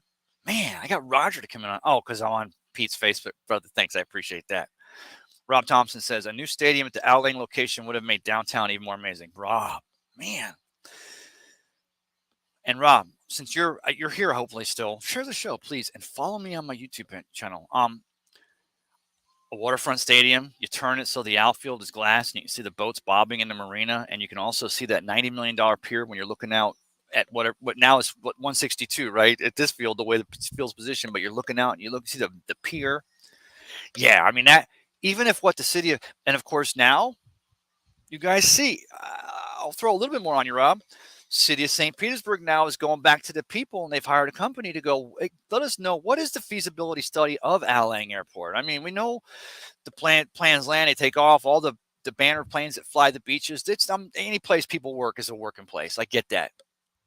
But what if the Rays could build a stadium out there on it? Because that was proposed, 15 years ago, and it was Save Our Airport, Save Albert Whitted, that they could build a stadium out there because they deemed, look, we can keep them here, and then we can build them there. And then people in Tampa that don't want to put up with the traffic on the bridge, y'all just get your rowboat and come across the channel, man. It's Tampa Bay. You can be over here in like 5 minutes. You can be on one of them boards, stand boards, right? So you're getting a little ab workout before you get off at Bella Brava or Cassis, or come up here to the world famous Ferg Sports Bar and Grill, which with the sun run for free, you park down there, park up here, drive down there, stop anywhere along the route here, enjoy beautiful downtown St. Petersburg. The waterfront stadium would have been big. And I wanted it. And I Rob, let me ask you this. So I told you to comment, but I didn't drop the question. The thing with the waterfront stadium, even if they had to make it, I proposed that it would have to be a tiny stadium. Let's say it's 20,000, and they have to be strategic about that. It ends up being the most awesome indoor concert venue down here, like the Bayfront used to be 100 years ago. But Major League Baseball is like, you don't get the All-Star game. I don't want the All-Star game is nice. I'm not saying anything that doesn't bring revenue or that brings revenue in the city I don't want. If that's the reason why I can't get a waterfront stadium, because they'd have to build it a little smaller, and no one's proposed this, but I would propose, because of the fact that a stadium here, even now this year in 2023, as the Rays were dropping records, they're still averaging 25,000 a game, which has been the best in team history, which shows that this area and the stadium in this area can be supported. Build a smaller stadium and go high with the television revenue, because you've already got one of the highest followings on television in all of Major League Baseball. If it just means we don't get the All-Star game, build a stadium down there. Let me see because then I would, I'd just be parking. I've done this before. I'm rambling. How long have I been on? I'm sorry, everybody. It's just like getting this off my chest. Again, thank you so much, everybody, for the birthday wishes yesterday. Oh, God, I've been an hour and 17. And it's after 11. I can buy beer. Where was I going with that? Yeah, I lost that thought. Oh, even with the winning this year, no, that wasn't a good thought. So, yeah, 100%, Rob. Waterfront Stadium would have been it for me. But because I talked about this already, that the Rick Dodge and the city of St. Pete Brass and all back in mid 80s, as they were working to get a baseball team to come here to the largest indoor garage sale, which was the Florida Suncoast Dome. I was like, you'd have to be dumb not to realize that this place would develop someday. What I love is the city of St. Petersburg has done a really, really great job so far is keeping down here in the edge district of St. Petersburg, the Arts District, the Central District, which is just up above 16th Street, going all the way up clear to 34th Street now at this point. They've held it back just to a few years ago. You couldn't even build a building down here that was taller than a certain. Now they're like letting them build them all, but they're keeping it so you can move in and around here, all these restaurants and bars. I like what they've done. They knew it was going to be like this, so they put it into the mix that building a stadium here and having that 88 acres would give us the ability to do this in the future. Because even back in the mid 80s, as we were fighting Peter Angelo, or we're fighting to get the Mariners to move here, or the White Sox, or we're fighting to try to get an expansion team in Wayne Heinz Zaga, Blockbuster pulls it out, Waste Management pulls it out from under our feet. We knew that building this stadium here, that when it's time for a new stadium, and definitely but have new ownership down the road, possibly not everyone gets a original team owner like Paul Brown, who actually ironically was with the Browns, but then bought the Bengals, and they still own the family, still owns the team today. Teams change owners, but they knew that they had enough acreage here and enough spot in a burgeoning St. Pete that there was a way fiscally it worked. How did I make it go back to that to stadium talk? It's just a matter of Roger, happy birthday, Ray, brother. Thank you. Oh, I look terrible in this shirt. Okay, so like I already said earlier in the show, but I know I see a lot of numbers ran up, so a lot of y'all jumped in. Needed it, right? So it's my birthday. What do I want? I get the world at my, I had a few errands to run, a few family things, went and saw my mom and my uncle. But I had some things to do. So I was like, keeping it locked down to family, headed north to the Carolina Mountains, and I'll join them here in 3 weeks, hopefully. Yeah, I was like, all the birthday wishes. I was like, oh my God. And I wasn't even seeing them right. I was going out and say, oh, thank you, Roger. Thank you, Eric. And then all of a sudden when you've got many more, and I'm clicking on so many faces. And with every face comes a thought, right? High school, college, someone I've just known along the way, friends that I've worked with in my years of working at the city of Pinellas Park and now at UPS, but really, really great. I was going to have a good day anyway. You guys and girls know me, but it was like, and that's why I love that Facebook algorithm. I don't ever, guys and girls, just you get in there, and I'll give you this. You get in there and it pops and says, hey, so maybe it's John or Jane Doe. And you're like, man, they were friends. So yeah. And then you're like, well, I don't want to. No, hit them up. Those are awesome to see. Everyone is wishing you happy birthday. And with every post or every message comes a memory. And that's the good stuff. That's where the good stuff lives. And remember, like I always say, it's about the destination, not the journey. But yeah, thanks for those birthday wishes yesterday. That was big. And it also gave me the chutzpah to include the Shay Never Miss a Show. And I put a ticker on there. I hope Peter Blake is proud of me, wherever he is today. But Roger, thanks for the birthday wishes. I'm going to go ahead before I drop out of here. We already talked about the teams, the Bucs. Oh, Tennessee Titans. The Buccaneers play this year, and Tannehill, and I don't know. I'm not. Of course, we play away at Buffalo Bills, and then and then I talked about this, the romance of the San Francisco 49ers game late, at Buffalo, at Houston. Yeah, those are all. Okay, so let me ask you guys, girls. I posted on this early in the show. What other? Let's just look at let's look at of the home teams. I'll break this up. Of the home teams, I didn't realize you could see my crotch this whole show. Sorry. Get the Falcons, the Panthers, the Saints, the Bears, the Lions, the Eagles, the Titans, the Jaguars, and all first place schedule, all tough games. The narrative that I don't want to say most worried about, but interested to see. You know what? I think it's going to be to see if the Eagles can hold it all together. If they don't have that Super Bowl hangover as they get waxed by the Kansas City Chiefs. I mean, they got Nick Sirianni's running a tight ship there in Philadelphia.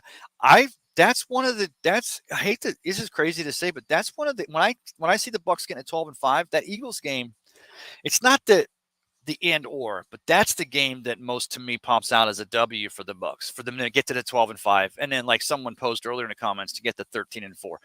That Eagles game, because Philadelphia is they're having a Super Bowl hangover, and maybe Jalen's not getting off like he was, or their defensive line, they got whatever. That's going to be the pivotal game between the Bucs being one of the best teams in the NFC, and of course then you have the 49ers. So, Rob says a new stadium at the Outlying location would have made downtown even more amazing. Yes. Oh, I already read that one. I'm sorry. And then Roger says, happy birthday, Roger. So I'll go with the other games, of course, starting a season, like someone posted earlier, the most important one for the Bucs this upcoming season in 2023 is that week 1 matchup at Minnesota against the Vikings. And I'm not even talking about Kevin O'Connell or talking about Kirk Cousins or the fact, again, that they lose the receiver I want to say Ricky Prohl, but it's Adam Thielen. They still have Justin Jefferson. That's interesting from the standpoint of the way to get a run, to get an undefeated streak going, it takes that first game.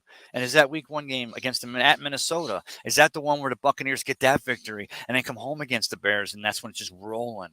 Wouldn't it be the cat's meow of week 5 when the Lions come to the new Big Sombrero or Raymond James Stadium, if the Bucs are 4-0 looking to go to 5-0? I love it. already at that point, there's so many executives from channels that their buttholes are like this because they're like, we should have put the Bucks in. There's still flex. We'll still be able to flex them at some point. That would just be like, well, we thought they were going to suck. I mean, Peter King said they were only good for 3 wins this year. Yeah, Peter.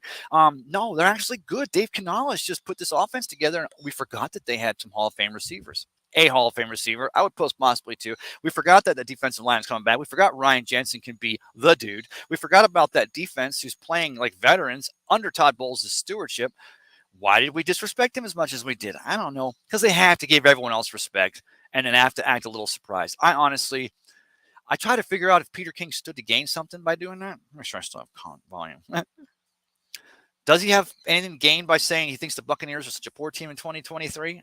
No. I mean, if Peter King had his way, he'd probably go, all 32 teams could be the Super Bowl victor this year. So he's got the respect because he's just right across the league. I just don't see it. This ends up turning into a show where I'm just, I just don't see the Bucs having that. I know the excuse is there. A new cool offensive coordinator. You lose the greatest of all time. But again, the biggest reason why if Tom Brady's gone no matter what, maybe it would have been after a third Super Franchise Lombardi championship in franchise history. But if the offensive line doesn't get injured last season and we don't lose Marpet, Marpet retires, Kappa, and then Jensen goes down with the injury. Byron Leftwich is still your offensive coordinator in 2023. I mean, because the offense would have been able to get off enough, even with Tom going through that other stuff. If Tom would have had the time to throw and wouldn't have been hearing ghosts all season, which I believe he was because he had so much else going on in his head. So the ghosts were there. Byron Leftwich is still working. But just getting Dave Canales and keeping this defense together, that to me isn't enough of an excuse to go, well, okay, they're going to lose 12 games. No, I don't see that. What do you guys and girls think? It's getting a little windy out here, so. But yeah, I gotta go out. I never did close it out with JP. JP, the reason why when I saw you post that and you said, I told you, JP Peterson of the JP Peterson Show, loving what you and Nick do there. You've been saying all along that you've got people, and of course we're news director here in Tampa Bay, JP. So I mean, you do got people, and that's why I watch you. And if you're not following the JP Peterson Show, you should be. But you said I told you guys months ago, I've been telling you for a month, this is gonna happen, and it's a big thing. And I said, okay, sounds like the city of Tampa's got some people ready to step up that have enough of an investment in the future of the Hillsborough County area to realize. And Stu Sternberg, as much as I talk about how much of a bag they stand a game by building a stadium here, which basically pays for itself. He realizes that a stadium over there with this continuing team, with the Rays doing what they do, but the way they run this team, he realizes the attendance will be through the roof. So it's a good thing anyway. So I loved it. I didn't have a problem with it. I just said, I see what's going on over here. I hear what Mayor Ken Welch, the city of St. Petersburg, with the Hayes Group and the Rays Group with the Rays. And when it comes to having that the one over in Hillsborough County, whether it's Mayor Castor or the business community, and it's show me the money. That's what I just need to make sure. Because I mean, I'm sure there's no shortage of men in the civics community over there in Tampa, or they're with the Better Business Bureau of Tampa. No, not Better Business Bureau, but the Chamber of Commerce for the city of Tampa or Hillsborough County. They're like, we want a stadium here. We think it should be here. We know it should be here. Our numbers back up for attendance. It should not. It can't be anything but here. Then show me how that stadium gets built. Start showing me how that money. Start talking about the taxes that they're going to raise, or how the Hillsborough County is going to start raising that billion that it's going to take to get the team. Because I think that as much as it's going to take for Stu Sternberg to go over there, because he realizes that there in the long run will be maybe more than maybe the bank they get here, as we continue to get transit better down here, and the Rays are showing in 2023 that it actually works here. And I would pose it works here. Show me the money. Start telling me how that, you could tell me how they're working together. And you could tell me that Stu Sternberg was in the crapper at TIA when, Ted Taranchik passed him a note under a stall, or maybe it was through the glory hole. I just used Sternberg and glory hole in the same sentence. That alone deserves a share. I said twice. Oh, sorry, Stu. Show me where it's going to show me how start talking about how it's going to get financially paid for. And then I'll go, okay, yeah, they got it. Because all I know is right now, the Hayes Group, the Rays, and Mayor Ken Welch here in the city of St. Petersburg, they've already gotten the ball rolling. And Mayor Welch is just checking boxes as far as, okay, we got to worry about, boom. Okay, we got to do. Boom. Okay. Oh yeah.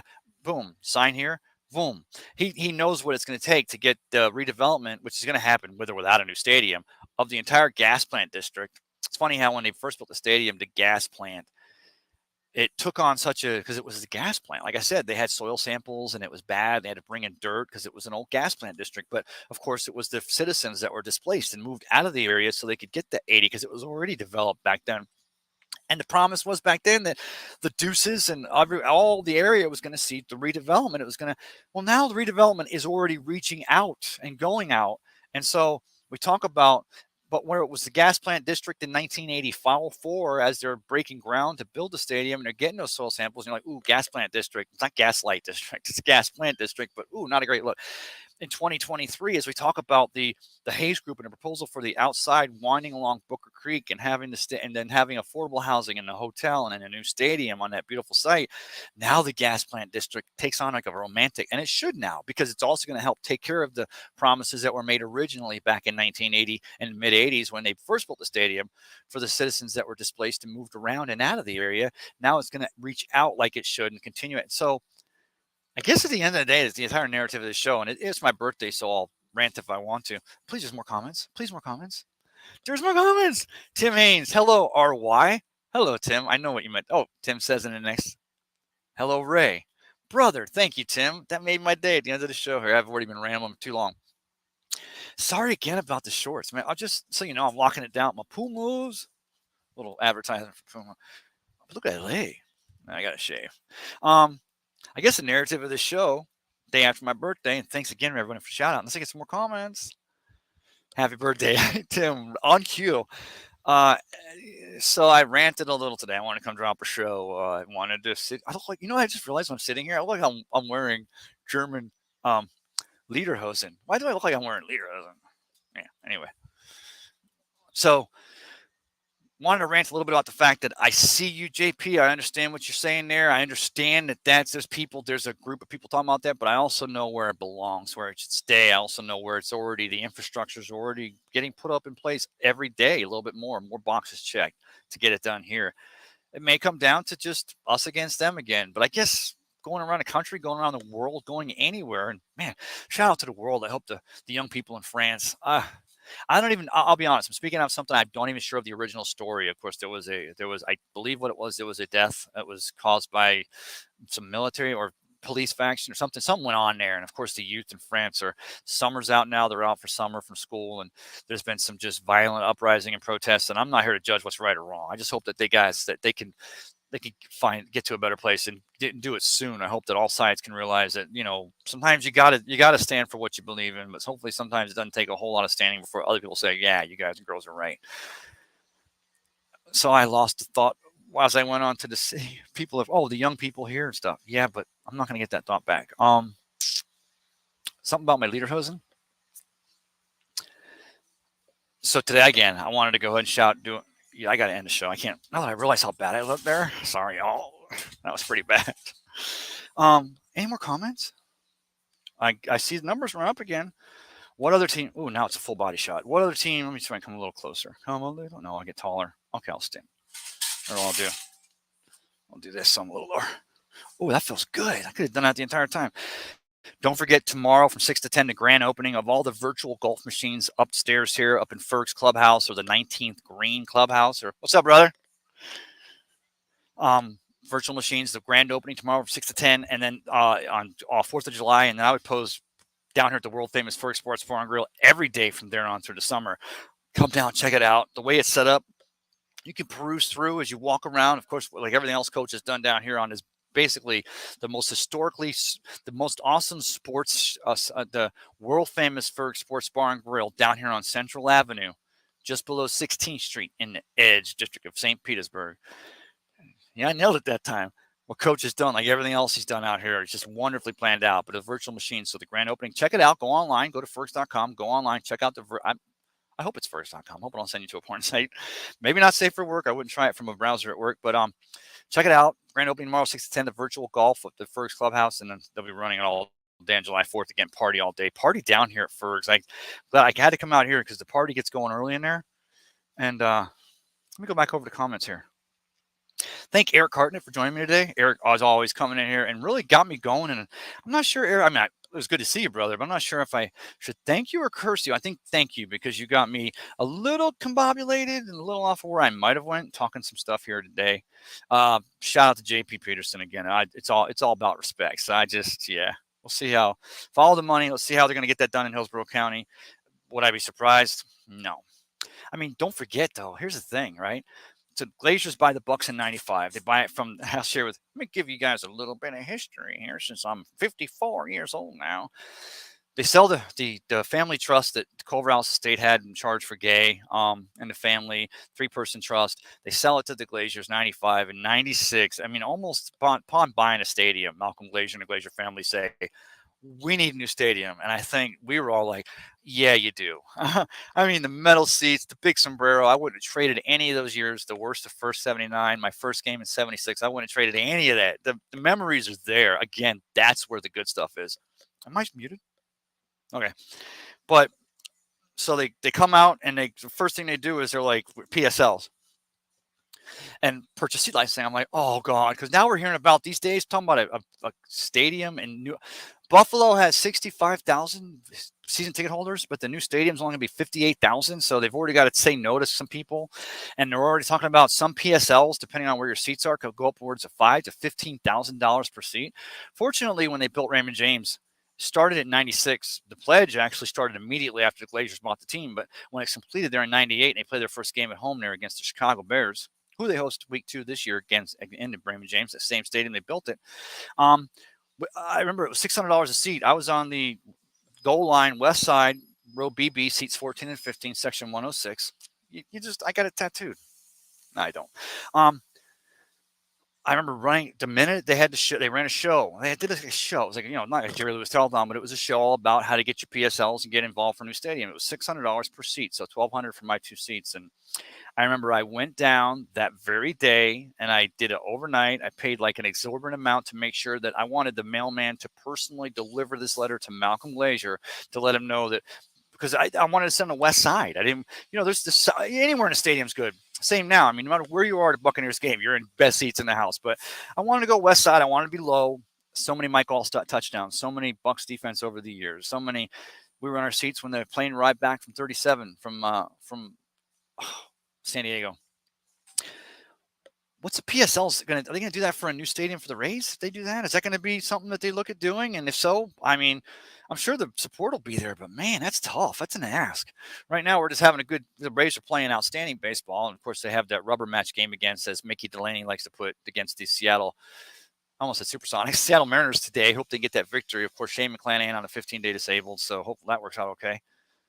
Yeah, my numbers have dipped a little bit. So again, if I get one more follower on my YouTube channel, then all this rambling, I hope I didn't offend anybody today. Oh, Tim Haynes says section 133 here. So 106, 130. Yeah, brother, you're right around, I'm thinking the southeast end zone, right? Or pushing below, like maybe 106, 130. No, 133 is over here.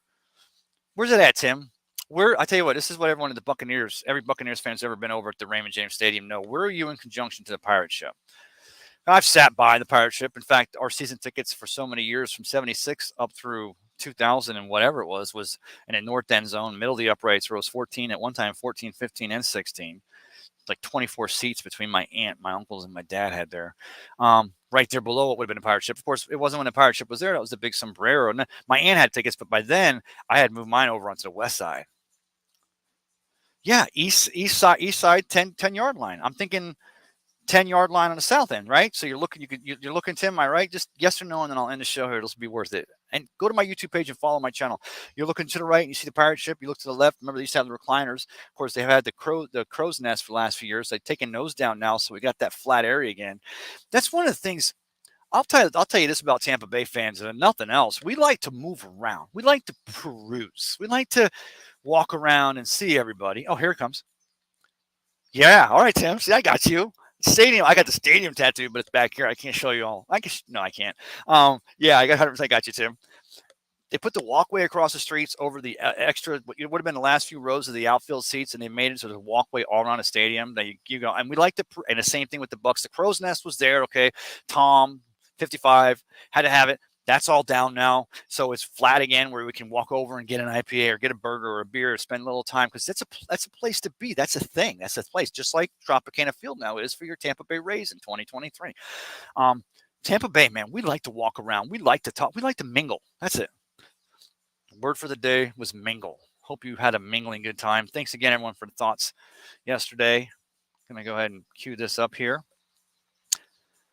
If I got anything right, share the show. And if I got anything really right, as far as maybe you agree with me or you want to share something more, watch the show again, comment after the fact, because the comments I get, the comments we see later, I've seen some strings where I get notified when comments are made on a show, even later, and I'll see someone comment and they'll take me in. I'm like, there was this chain of comments because you guys are just watching the show, or if nothing else, I'd love to think that this is a place that we can come to and have some organic thoughts and about the area, the Bay, Pinellas County, West Central Florida, the Bucks, Lightning, the Rays, the Rowdies. No Rowdies today.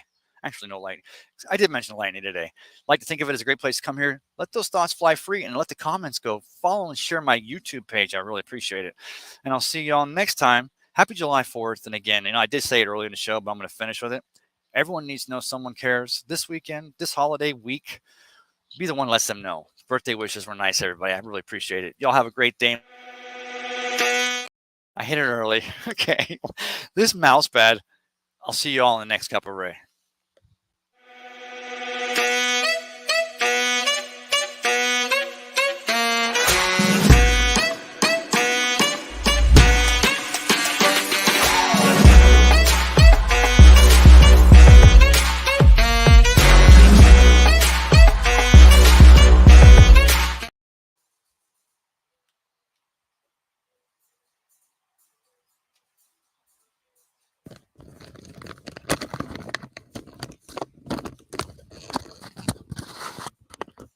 I'm still live. I did not mean to do that. Obviously, I took my headphones, hit the mouse pad. I just made a joke about it. I never shared this to my Facebook page today, so that's why I'm thinking a lot of people have been running my mouth, telling them I'm going to get so many more comments on this show because I wanted to set that new record, and I never even shared it to my Facebook page. So I'm sharing it now after the fact. I hope that the show wasn't terrible, although those Lederhosen were pretty. Oh, I forgot I'm still live. I'll say LOL. Watch the end first. Okay, so I'll have to end the show now because I just put on my own Facebook page. Watch the end first, and this is the reason why you're watching the end. Hope you had a great show today. Of course, we had all those naked ladies come through here, and the naked men come back up. It's been a crazy show down at the world famous Ferg Sports Bar and Grill. Don't forget the new golf simulators upstairs in Ferg's Clubhouse. Had some great conversation. Thanks to Eric Harden for coming in here today. JP Peterson. I hope I didn't. I'm kidding with you, brother. Again. And now I'm going to end it. And now I hope you have a great day. Remember, everyone needs to know someone cares. This July 4th, be the one. Thanks for the birthday wishes, everybody. Appreciate you. And I thought it was cute. Okay, it just went from bad to worse. I just shared this on my page. Now I'm like, why did I do that? I'm kidding. Don't forget, go to my YouTube page. I'll tell you all what, just do me a favor. I challenge you, don't follow the channel unless you know. Look how terrible this looks. It's got all angled up. I'm sure I'm not muted. Okay. I challenge you all, go to the YouTube channel, go to Tampa Bay Ray 7863. And if the video's not crisper, the frame rate's not better, the comments aren't prettier. And again, they build in my notifications for me. Follow my channel. You'll never be hit unless I got something good, which I would pose today wasn't, but we talked. We had a few conversations. That's what this is all about. Hope you all have a great day. Happy 4th.